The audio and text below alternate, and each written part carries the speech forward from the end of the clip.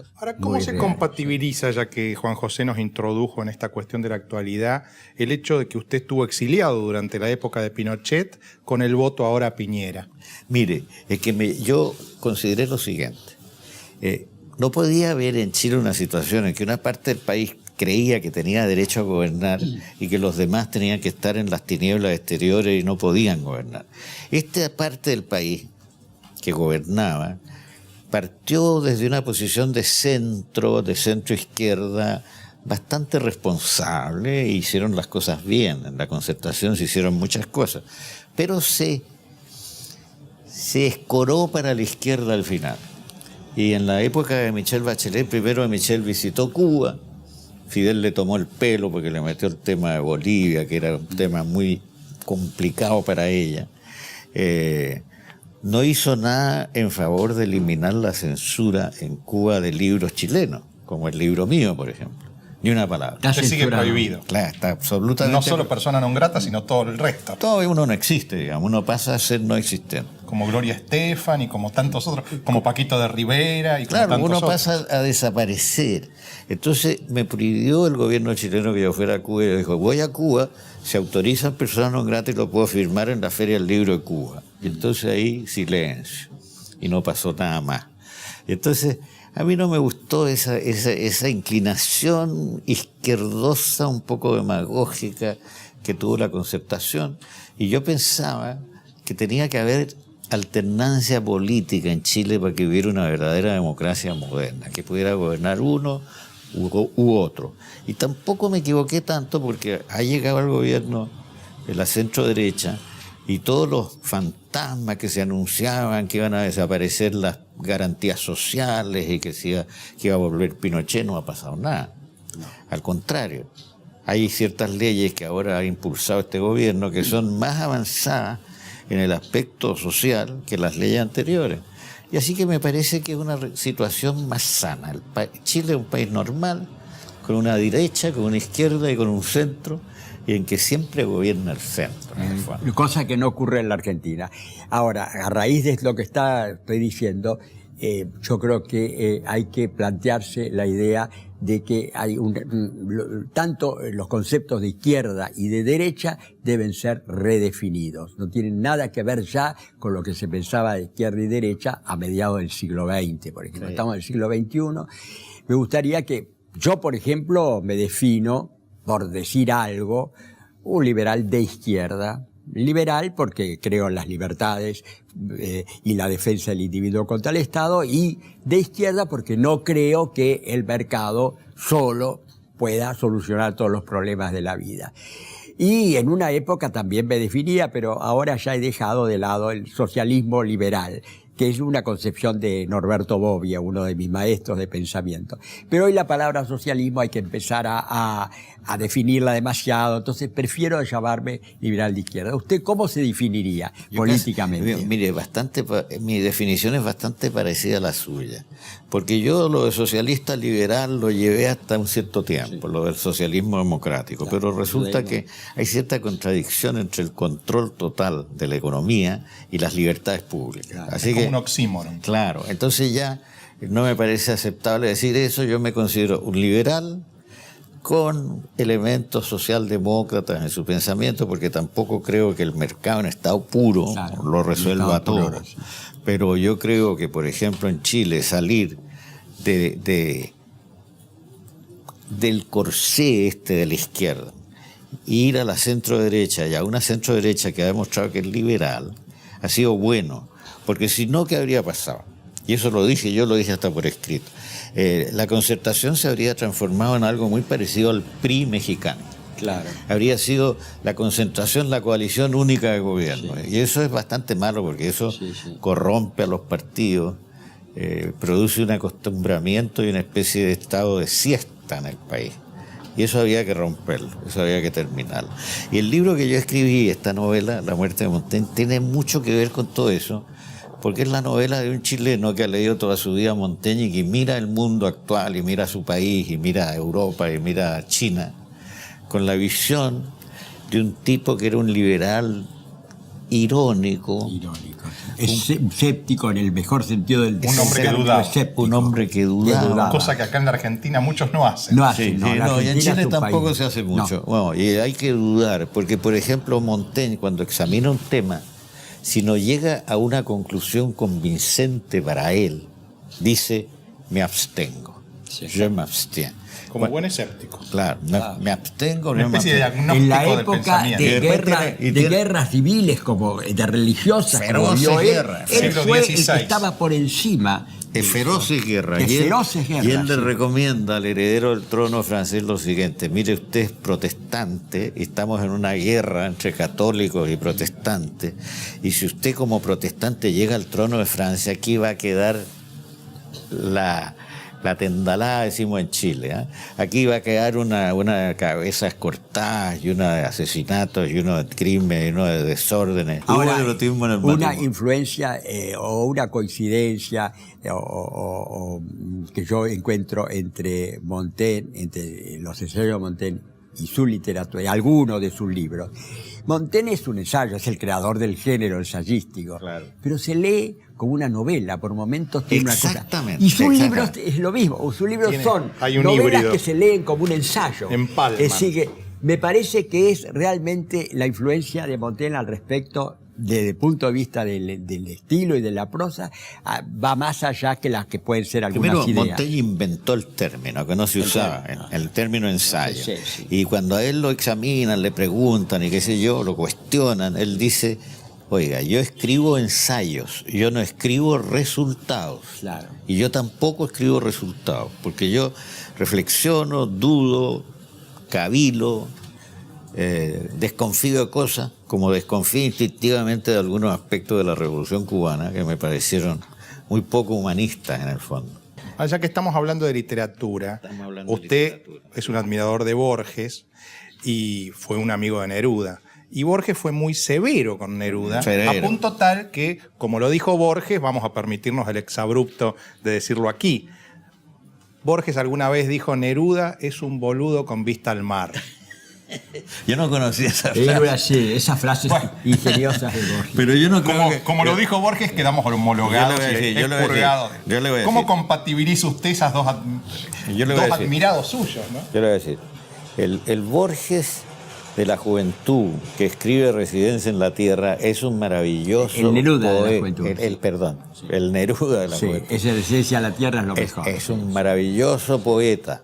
Y ahora me han invitado a mí, en España, a lo siguiente, fíjense ustedes, a una reunión con María Kodama, en que ella va a hablar de Borges y el Oriente, y yo voy a hablar de Neruda y el Oriente.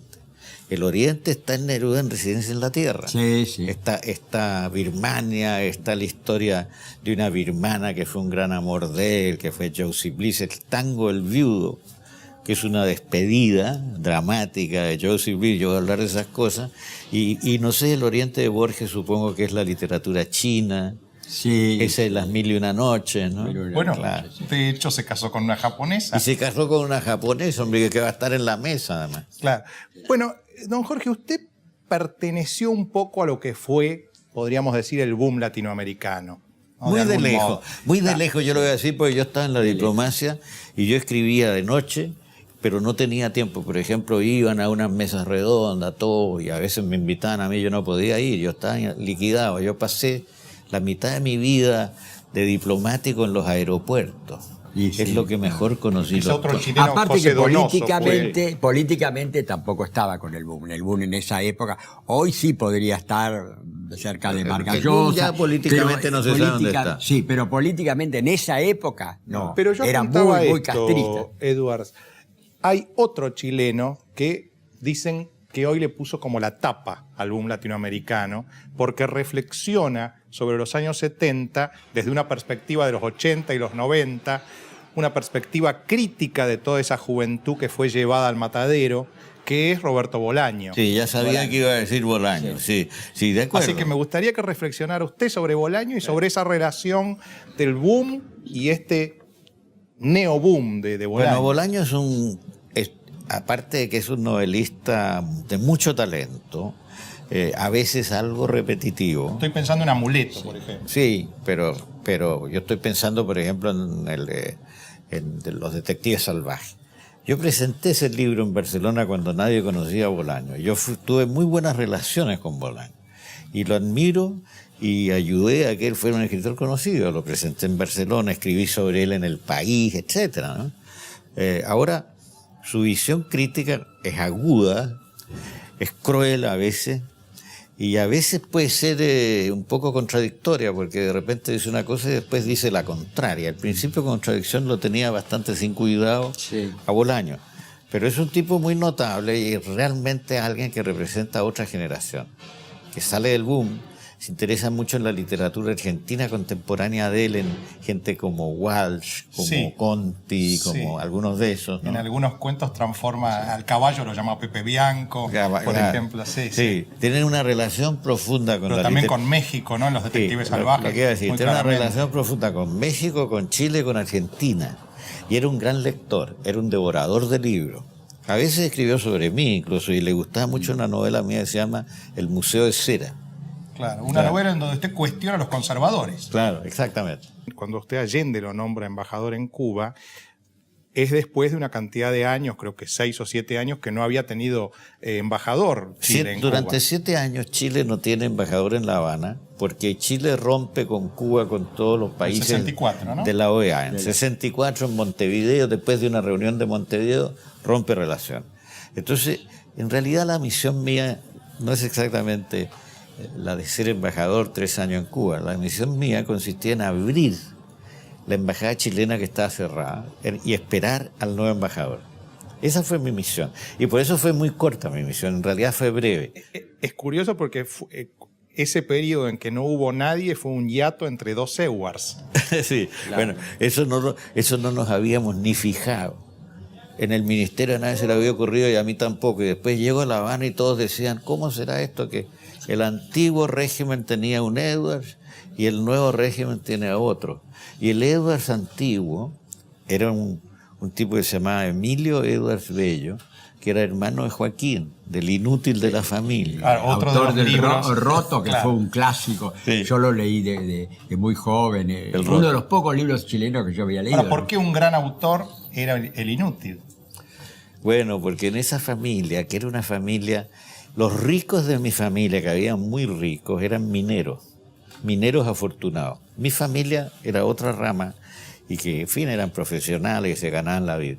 Pero había una familia muy rica de mineros. Entonces, en esa familia que alguien se dedicara a leer poesía, por ejemplo.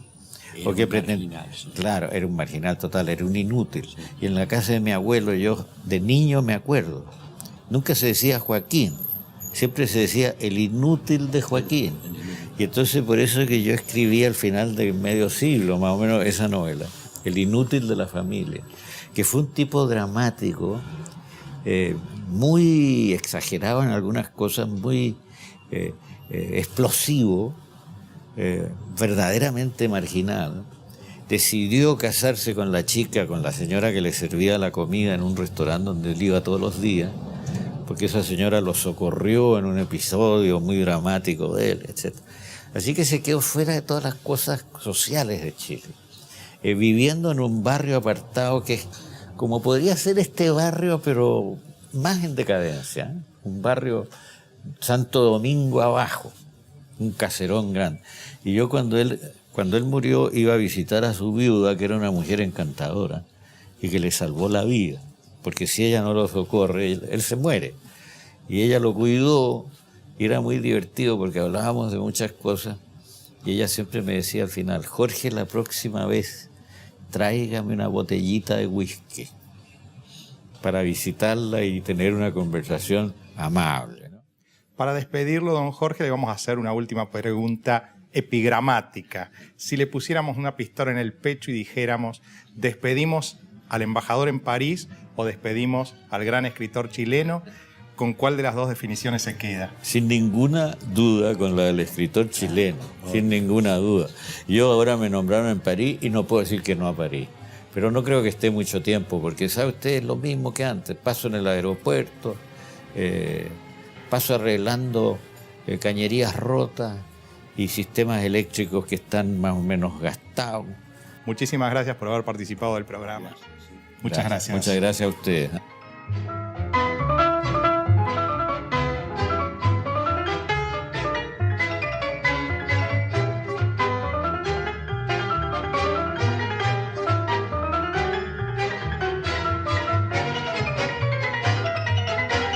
Una empresa joven en un mundo que avanza. Medanito, tenemos energía, somos energía.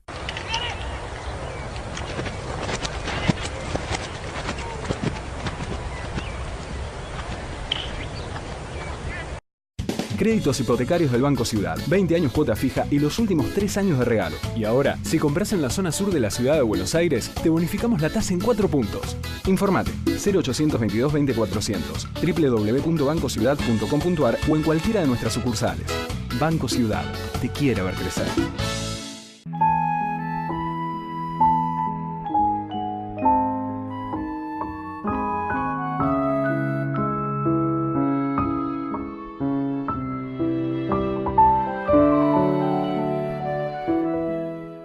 UCES, la excelencia, un compromiso.